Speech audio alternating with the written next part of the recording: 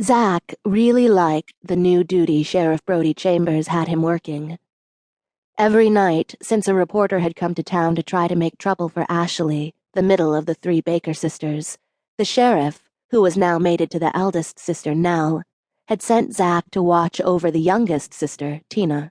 Tina worked the night shift at the bakery the three sisters owned, and since it was the only place that served food in their new town so far, a lot of people frequented it. The baked goods were downright delicious. The sisters used natural ingredients, including a lot of honey, which was a favorite of Zak's, and most of the town, for that matter. It was true that bears really did like the sweet stuff. Zak had been admiring Tina from afar since she'd moved to town, but hadn't really had much of a chance to get close to her, since they both worked the night shift.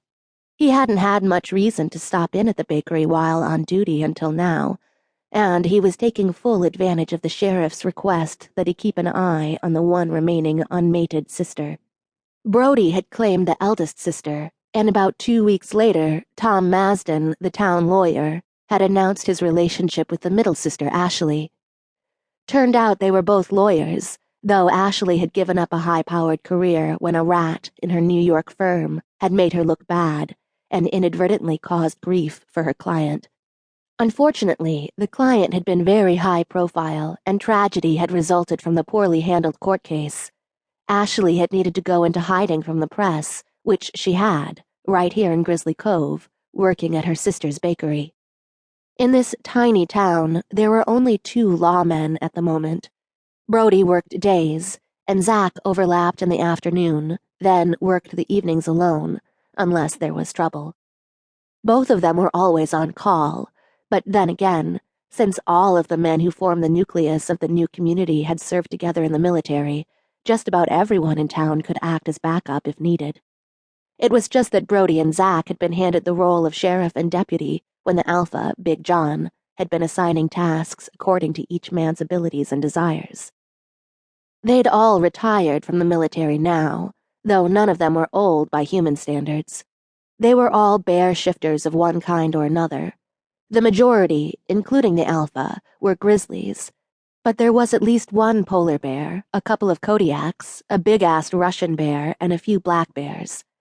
Zak Flambeau was one of the latter.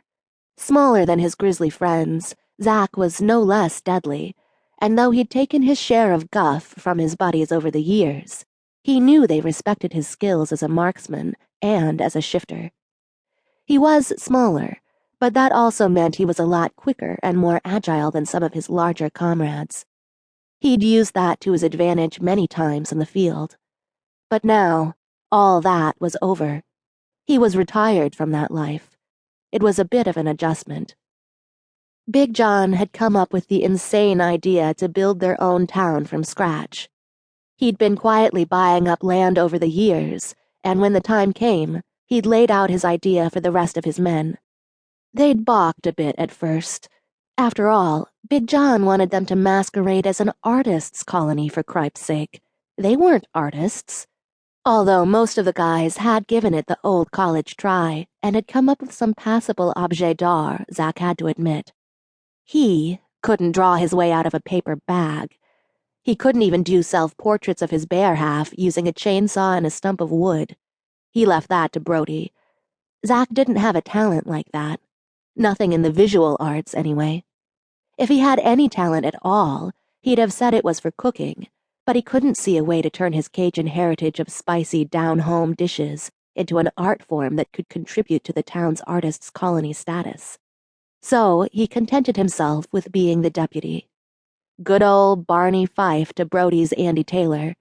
That he could handle, blindfolded, and with one hand tied behind his back. Running security was second nature to him.